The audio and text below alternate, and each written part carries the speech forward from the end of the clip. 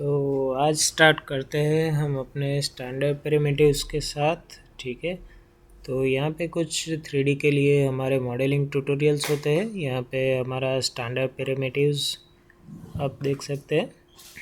ठीक है, ये हमारा स्टैंडर्ड प्रिमिटिव्स, इसमें कुछ हमारे जो 3D में यूज़ होने वाले मॉडलिंग्स के टूल्स होते हैं उसके बारे में हम आज देखने वाले हैं। ठीक है, तो सबसे पहले हमारा यहाँ पे आता है एक बॉक्स करके है। ठीक है, वो हम क्रिएट करेंगे। तो मैं यहाँ से बॉक्स क्रिएट करता हूँ एक। पहले तो यहाँ से लेफ़्ट क्लिक करेंगे बॉक्स पे, तो ये आपका कमांड एक्टिवेट हो जाएगा। और यहाँ से लेफ़्ट क्लिक करके इसको ड्रैग करेंगे, फिर रिलीज़ करके इसको अप या डाउन कर सकते हैं। तो ये आपका यहाँ पे बॉक्स क्रिएट हो जाएगा। और यहाँ से आपके पैरामीटर्स आएंगे। ठीक है, ये हमारे जो बॉक्स के पैरामीटर्स है। ठीक है, इसमें लेंथ है, विड्थ है और हाइट है। इसमें लेंथ, विड्थ और हाइट के सेगमेंट्स आएंगे। ठीक है, यहाँ से इसकी आप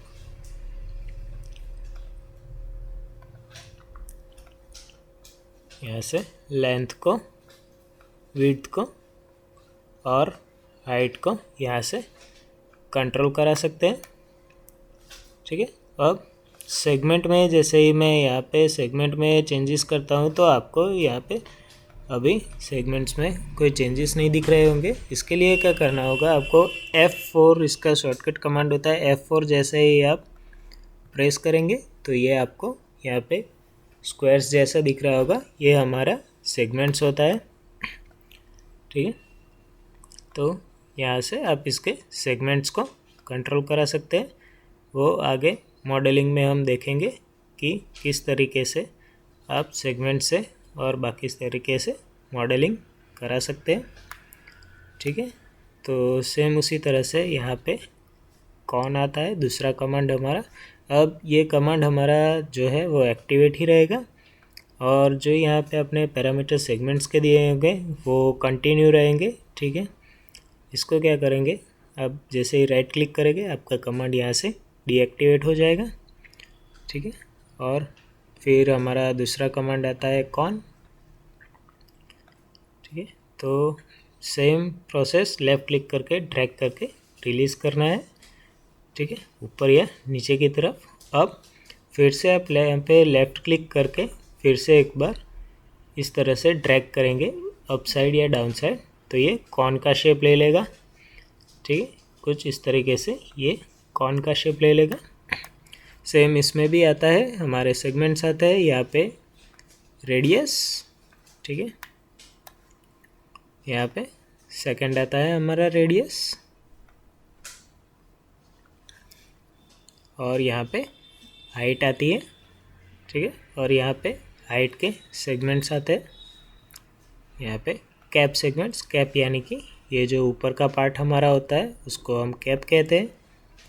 तो ये कैप के सेगमेंट्स आप यहाँ से एडजस्ट करा सकते हैं, और यहाँ से साइड के जितनी ज़्यादा आप सेगमेंट रखेंगे उतना ही आपका जो है ये कॉन स्मूथ होगा। ठीक है, और जितने कम आप सेगमेंट रखेंगे उतना वो ज़्यादा स्मूथ नहीं होगा। ठीक है, कुछ इस तरीके से। फिर यहाँ पे आता है स्मूथ, ये बाय डिफ़ॉल्ट ऑन होगा। तो यहाँ पे आप माइनर चेंजेस यहाँ पे देख सकते हैं। जैसे ही मैं स्मूथ ऑन करता हूँ तो ये शेप जो है हमारा स्मूथनेस यहाँ से इसकी बढ़ जाती है। जैसे ही मैं इसको अनक्लिक करता हूँ इसकी स्मूथनेस थोड़ी सी कम हो जाती है। ठीक है, और स्लाइस जैसे ही हम ऑन करते हैं, नीचे एक और कमांड है स्लाइस ऑन। तो ये स्लाइस फ्रॉम, ये यहाँ से स्लाइस करना स्टार्ट होगा। ठीक है, कुछ इस तरीके से, और यहाँ से स्लाइस टू इस तरीके से यहाँ पे। ठीक है, ये जैसे जैसे आप प्रैक्टिस करेंगे इसके बारे में आपको नॉलेज आती चली जाएगी। ठीक है, स्लाइस ऑफ करा देते हैं तो ये फिर से कॉन का शेप ले लेगा। फिर से राइट क्लिक करके इसको अनचेक करा देंगे। ठीक है, कमांड हमारा डीएक्टिवेट करा देंगे। फिर हमारा आता है स्फीयर। ठीक है। तो यहाँ से लेफ़्ट क्लिक करके सेम ड्रैग करना है हमको, तो ये स्फीयर का शेप ले लेगा। इसकी रेडियस यहाँ से कम ज़्यादा करा सकते हैं और इसके सेगमेंट्स, ठीक है, कुछ इस तरीके से आप ऐसा शेप कुछ क्रिएट करा सकते हैं। ठीक है। फिर यहाँ पे आता है हमारा हेमिस्फीयर। ठीक है, यहाँ पे ये नीचे से ये हाफ होता चला जाएगा, कुछ इस तरीके से हेमिस्फीयर आप यूज़ करा सकते हैं। फिर यहाँ पे आता है स्क्वीस यानी कि कुछ इस तरीके से सेगमेंट के साथ ये चेंज होता चला जाएगा। इस तरीके की कुछ मॉडलिंग करनी हो तो आप यहाँ से करा सकते हैं। ठीक है। और यहाँ पे स्लाइस जैसा कि उस वो कॉन में हमने देखा था, ठीक है, वहाँ से कुछ इस तरीके से। ओके, देन हमारा एक और यहाँ पे आता है जियोस्फीयर। ठीक है, तो ये हमारा नॉर्मल स्फीयर है। ये मैं दिखा देता हूँ एक बार। ये जो है ये हमारा नॉर्मल स्फीयर है और यहाँ से हमारा जियोस्फीयर है। ठीक है, तो यहाँ पे कुछ ज़्यादा नहीं, हमारे सेगमेंट में चेंजेस है। ठीक है। फिर एक और हमारा कमांड आता है सिलेंडर, और यहाँ से ड्रैग करके अप साइड या डाउन साइड आप करा सकते हैं। सेम यहाँ से रेडियस और इसकी हाइट एडजस्ट करा सकते हैं, इसके हाइट के सेगमेंट्स, इसके कैप के सेगमेंट्स और साइड के सेगमेंट्स यहाँ से एडजस्ट करा सकते हैं। ठीक है। फिर स्लाइस और स्मूथ का सेम ही ऑप्शन आता है। देन अगेन हमारा एक और मॉडलिंग टूल इसके बाजू में है ट्यूब। सेम प्रोसेस हमारा इस तरीके से हमारी ट्यूब बनेगी।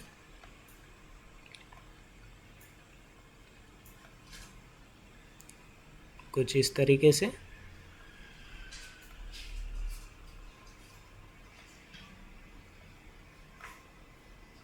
ये हमारी इस तरीके से आप ट्यूब बना सकते हैं। ठीक है। फिर एक टोरस आता है हमारा, तो ये भी एक ट्यूब जैसा ही हमारा मॉडलिंग टूल है। ठीक है, जो हमारी टायर की ट्यूब आती है उस तरीके की। ओके, और यहाँ से रोटेशन, ये देखिए ये ट्यूब जो है हमारा यहाँ पे रोटेशन यहाँ से कुछ स्टार्ट इस तरीके से होता है। यहाँ से ट्विस्ट करोगे तो आप ये ट्यूब हमारी जो है वो एक पॉइंट से ट्विस्ट होना स्टार्ट हो जाएगी। ठीक है, ये इसके सेगमेंट्स और साइड्स। ठीक है, कुछ इस तरीके से यहाँ से आप अलग अलग साइड्स को कंट्रोल करा सकते हैं, सेगमेंट्स और साइड्स को। फिर हमारा मॉडल एक टूल आता है पिरामिड करके। ओके, और यहाँ से ड्रैग करके इस तरीके से पिरामिड हम यहाँ से क्रिएट करा सकते हैं। और बॉक्स के जैसे इसमें भी विड्थ, डेप्थ और हाइट हम इसको कंट्रोल करा सकते हैं और इसके सेगमेंट्स को भी कंट्रोल करा सकते हैं। ठीक है।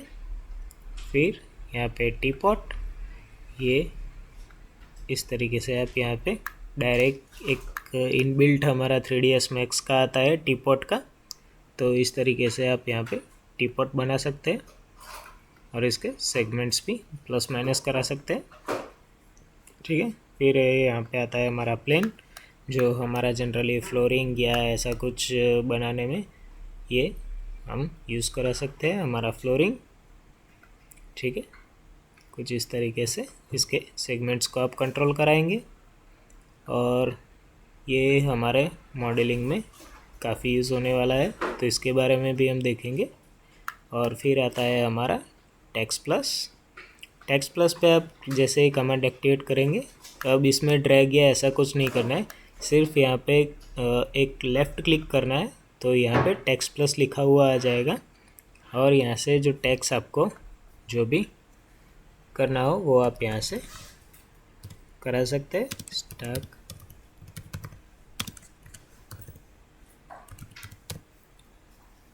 स्टार्क इंटीरियर एकेडमी, ठीक है, कुछ इस तरीके से। और यहाँ से आप इसको बोल्ड या इटैलिक आप यहाँ से करा सकते हैं और यहाँ से एक्सट्रूड दे सकते हैं। सपोज़ यहाँ पे मैं 1 इंच देता हूँ तो ये 1 इंच इसमें एक्सट्रूड हो जाएगा। तो आपको अगर 3D राइटिंग में कुछ लिखना हो तो आप टेक्स्ट प्लस का यूज़ यहाँ से करा सकते हैं।